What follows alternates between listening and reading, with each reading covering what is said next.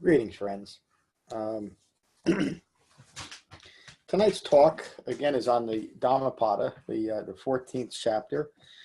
This chapter is known as the Buddhavagga, or loosely translated about the Buddha. But really what this chapter is about, it describes, in the Buddha's words, the quality of mind of an awakened human being and the underlying requirements for developing that in a general way, that the underlying quality of mind of contentment. And this is a very radical contentment that is born of profound understanding that releases the mind from all fabricated entanglements. And another underlying theme of this chapter, and it's an underlying theme of the entire Buddha's Dhamma, is the singular importance of wise association within Dhamma practice. In other words, this sutta and many other suttas, including some of the most recent ones that I've been giving in class, speak to this, this singular importance, that as far as our Dhamma practice is concerned, if we're going to develop the Buddha's Dhamma, the Dhamma as the Buddha taught it, we must associate with people that actually practice the Dhamma the way the Buddha taught it. And it's not enough, I would say, it's not enough to have that association and then other associations that become our primary Dhamma practice, meaning the Buddha's Dhamma is timeless, it works and is effective and applicable throughout time. It's just as effective and necessary today as it was 2,600 years ago. But just as it was during the Buddha's time, the Buddha's Dhamma cannot be adapted, accommodated, or embellished to fit views rooted in ignorance of Four Noble Truths. In other words, you have to develop the Dhamma, abandon all fabricated views, and then you can integrate the Dhamma wholly and awaken, as the Buddha describes it. But when we start adapting or accommodating or embellishing the Dhamma, because we like the way people are talking about it on the radio, or modern day pop psychologists, or just because our friends are doing it, or we happen to like a charismatic modern Buddhist leader, so we'll do a little bit of what he's teaching, it simply doesn't work. And this chapter doesn't speak specifically to that, except in the emphasis again and again on wise association. So then the underlying theme is simply to describe what it's like to be awakened, content. So the typical subtitle would be Buddhavagga, the Buddha. I think a more accurate one is the contentment of a Buddha. So Dhammapada 14, the Buddha's words: whose knowledge is unsurpassed? How would you distract him? Who has abandoned craving and further becoming? And that's a line that's directly out of the Paticca dependent origination. And between the 6th and the 7th line, or maybe the 7th and 8th line, it states from craving comes clinging and maintaining, from clinging and maintaining comes becoming. And there's no qualification for that in the sutta, because we must understand the entire context of that sutta, which means further becoming. If our minds are rooted in ignorance, we can only hope to become further ignorant. But if our minds are resting in the Dhamma and framed by that refined mindfulness that's developed through the Eightfold Path, then this moment holds the potential to become awakened. Excuse me. And that's really the most immediate aspect of refined mindfulness that the Buddha teaches, is so that we can hold in mind the importance of this present moment for the sole purpose of integrating ever more deeply the Buddha's Dhamma and awakening. And we cannot do that by dabbling in every type of New Age, or even if it's New Age Buddhism, dabbling in every new thing that appeals to us, because all we're doing then is using a so-called spiritual practice, or if we want to call it a religious practice, using that practice to continue to ignore our own ignorance, which is really the problem, with most of modern Buddhism. Is it's millions and millions of practitioners that I develop a practice rooted in support of ignoring ignorance, which is completely contradictory to what the Buddha taught. Okay, I won't get too deep into it because I talk a lot about that. Who has abandoned craving and further becoming? Who has cut all entanglements? The Buddha answers his own rhetorical question. Come here, lay down. Who has cut all entanglements? Those rightly self-awakened, established in jhana, established in concentration, the Buddha's sole reason for teaching meditation, delighted with a calm mind, resting in renunciation, remaining free and mindful. The wise hold these dear. The Buddha continues, human life is rare.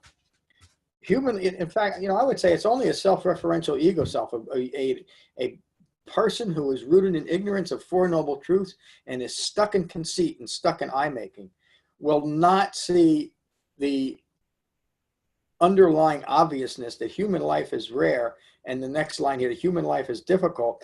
The chance to hear authentic Dhamma is rare.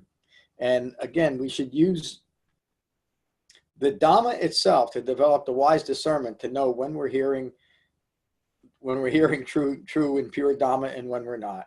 The Sutta that I gave Tuesday night, the Sambodhi Sutta, reflects on this again, the importance of hearing easily talk that is related to the Dhamma. That's the primary purpose. In fact, I would say it's the sole purpose of a Dhamma teacher and the sole purpose of a Sangha, to hear the Dhamma, hear that talk and participate in that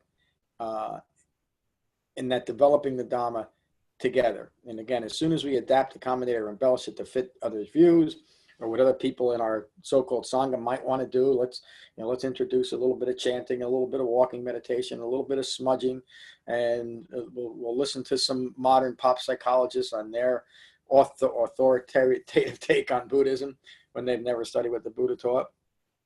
It's rare to hear it. It may be even more rare today. The chance to hear authentic Dhamma is rare. Awakening is difficult. Another emphasis on the importance of practicing an Eightfold Path. Abandon all that is hurtful. And the Buddha is not just talking about hurtful or immoral or unethical behavior. He's talking about any belief that continues to distract us from awakening is a hurtful belief. And that's really what he's talking about, more so than simple egregious behavior. Abandon all that is hurtful. If it's distracting us from awakening, no matter how good we might feel about it or how many of our friends are doing it, it's hurtful. It's hurtful towards ourselves. And it's also hurtful towards others by us engaging in it and giving at least, and at the very least, tacit approval. Concentrate the mind.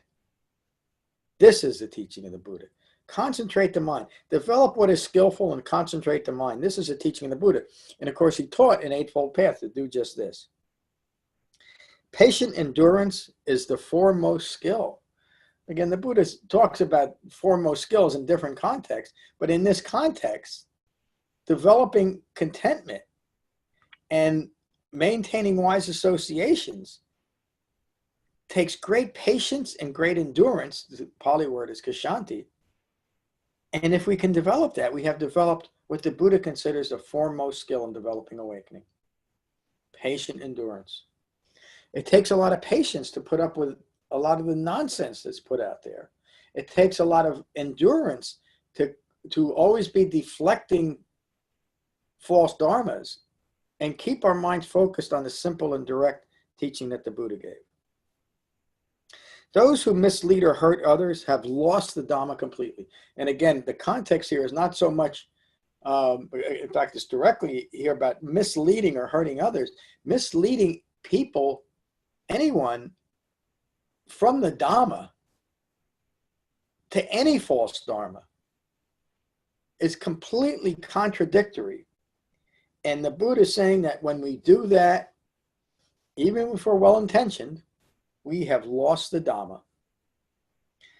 Practice the Dhamma in accordance with the Dhamma, the Buddha's words. Again, why is it so difficult for so many people to learn this? I mean, there's so many people studying Buddhism, but they don't study what the Buddha taught. Or they would hear these words and they would hopefully learn how important it is. Practice the Dhamma in accordance with the Dhamma. It just makes sense. But there's a lot of nonsense out there that's called Buddhism. The wise restraint, missed the line here.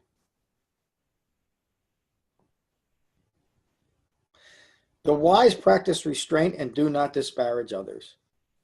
Of course, it doesn't mean that the Buddha spent nearly as much time talking about what his Dhamma isn't as what it is. And he would also point out the contemporaries of his that were practicing false dharmas simply as a way of communication. It's not disparaging to say that Devadatta was preaching a false dharma.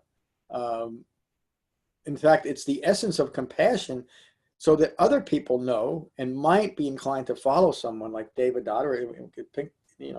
I could give you a whole list of modern Buddhist teachers in the same class. That's just communication to say this is a false dharma, and this person is teaching something that is not founded in Buddhism. It's not what the Buddha is talking about.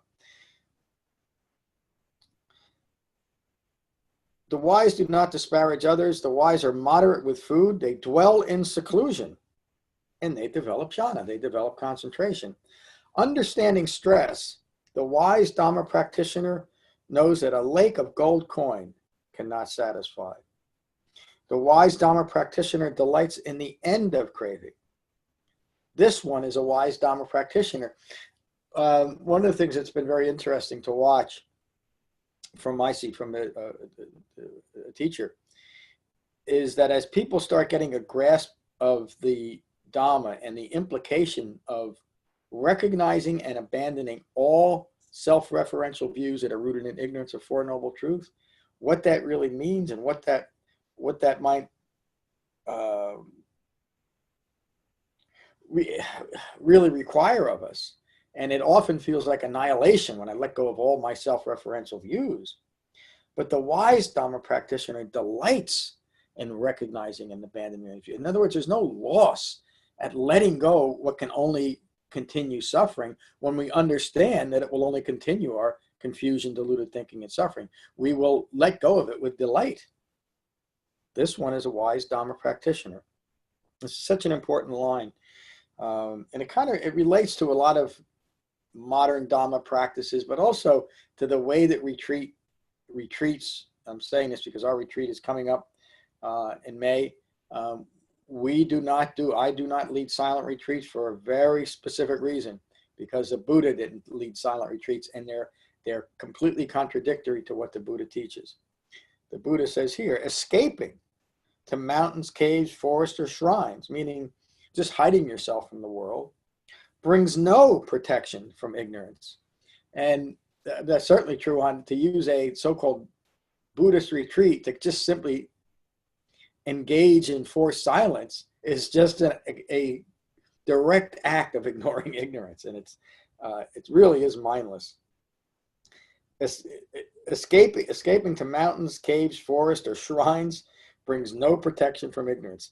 The supreme refuge of my Dhamma brings release from all confusion, delusion, stress, and suffering. So if anybody's interested in this a little bit further, you could read the description of my retreats on the Becoming Buddha Retreats page. But in there, I get a little bit more in detail about the foolishness of silent retreats, and why that contradicts the Buddha's teaching. And I won't get into it anymore here, but I just wanted to point that out if anybody is interested.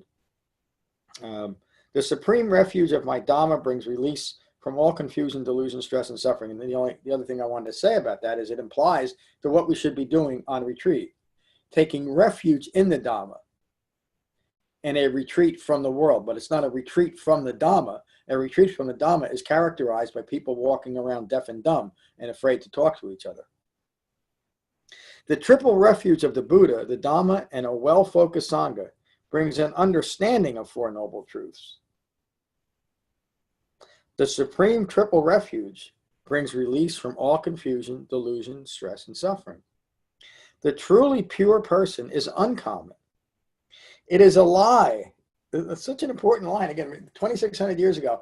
And I ask myself, why would the Buddha include this particular line when it would seem that it's addressing a more common problem? But the problem of this idea of unity consciousness or one world consciousness, or we're all part of this one grand cosmic mind, or that everything is interdependent or interconnected, or the most foolish word I've ever heard is interbeing, that we're interbeing with each other. There's nothing more contradictory to the Buddha's teachings than that particular word, interbeing. But then all those other words that are applied to create this great myth of one world, one mind consciousness. The Buddha's Dhamma teaches to see everything in its discrete nature, not escape to some one world, one mind, everything is okay fantasy, because it's not. All of that contradicts the first noble truth. The truly pure purpose is uncommon. It is a lie that one is everywhere. It is a lie that one is everywhere. Of course, we're not everywhere. And we cannot, if we're clinging a self-referential ego self, a self-referential ego personality, to put a word on it, is arrogant. It always wants more of itself. And how much more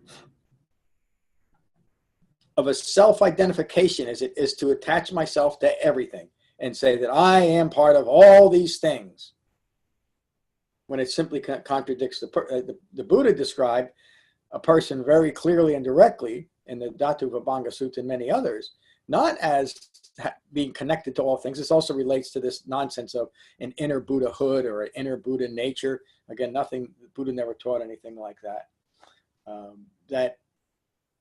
That notion that anything of value could reside in a mind that's rooted in ignorance, anything. And to set the body up as a repository or a refuge, again, completely contradicts what the Buddha is teaching. The Buddha describes a person and their potential as a person as simply having 6 properties. The 4 properties of earth, wind, fire, and water. A 5th property called space. If you think about it, space is necessary for anything to have animation. And a 6th property of consciousness or ongoing thinking rooted in ignorance of Four Noble Truths. That's what makes up a person. There's no connection there, save for an idea rooted in physics, that we can take elements of ourselves and find them, as Carl Sagan used to say, in the billions and billions of stars. But that doesn't mean that because there's elements of what's in a star in me and also in Pluto, that I'm part of Pluto, or even that I'm part because of what makes me up is basically the same properties that make up another person, that I'm the same or I'm united with that person. Just completely contradicts what the Buddha teaches, and it encourages right from the start self-identification with impermanent objects, events, views, and ideas. It's just utter foolishness. The rightly self-awakened one brings true wealth and happiness to their family. Fortunate we are for those awakened. Fortunate we are for those teaching the authentic Dhamma. Remember, this is the Buddha's teaching this himself 2,600 years ago, because as soon as he started teaching, there were countless people that were adapting, accommodating, embellishing, and dismissing his Dhamma and calling it Buddhism, or at least calling it advanced spirituality, just like they do today. Fortunate we are for a well-informed and well-focused Sangha. Fortunate we are for wise restraint. And again, look at where the Buddha placed that last line. After declaring how fortunate we are to have an authentic Dhamma, and how fortunate we are to have well-informed teachers teaching that Dhamma, but also how fortunate we are for the wise restraint that people have developed to avoid embellishing, adapting, and accommodating the Buddha's Dhamma. That's the essence of restraint, isn't it? Then breathlessly going on Facebook and talking about the last tweet by, pick your Buddhist teacher of the day, or the Buddhist psychologist teacher of the day, and that becomes your Dhamma practice, and there's no Dhamma there at all. Fortunate we are for those that follow these awakened through my Dhamma.